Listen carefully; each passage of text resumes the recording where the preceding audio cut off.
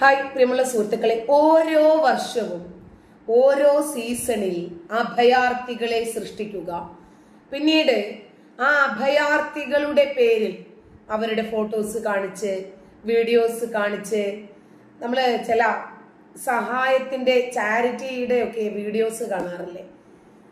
നമ്മുടെ ഒരുപാട് നന്മ മരങ്ങൾ അങ്ങനെയാണ് കേമന്മാരായിട്ടുള്ളത്. അവരെ ഒരു രോഗിയുടെ അടുത്ത് ചെന്ന് ഇത്ര പെർസെൻറ്റേജ് പറഞ്ഞുറപ്പിക്കും. നിങ്ങൾക്ക് 60, ഞങ്ങൾക്ക് 40, അതല്ലെങ്കിൽ നിങ്ങൾക്ക് 20, ഞങ്ങൾക്ക് 80. എന്നിട്ട് കുട്ടികളെ കൊണ്ട് നന്നായി കരയിപ്പിക്കും.